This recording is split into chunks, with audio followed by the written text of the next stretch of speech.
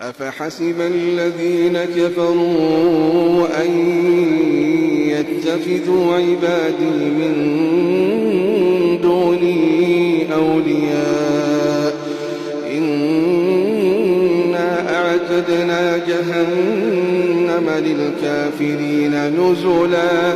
قل هل ننبئكم بالأخسرين أعمالا الذين ضل سعيهم في الحياة الدنيا وهم يحسبون أنهم يحسنون صنعا أولئك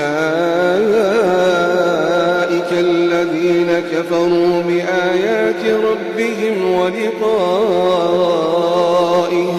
فحبطت أعمالهم فلا نقيم لهم يوم القيامة وزنا ذلك جزاؤهم جهنم بما كفروا واتخذوا آياتي ورسلي هزوا إن الذين آمنوا وعملوا الصالحات كانت لهم جنات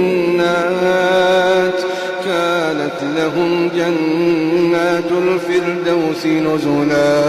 خالدين فيها لا يبغون عنها حولا قل لو كان البحر مدادا لكلمات ربي لنفد البحر قبل أن تنفد كلمات ربي ولو جئنا بمثله مددا قل إنما أنا بشر مثلكم يوحى إلي أنما إلهكم إله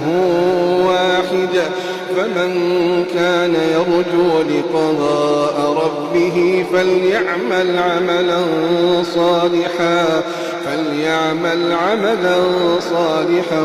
ولا يشرك بعبادة ربه أحدا.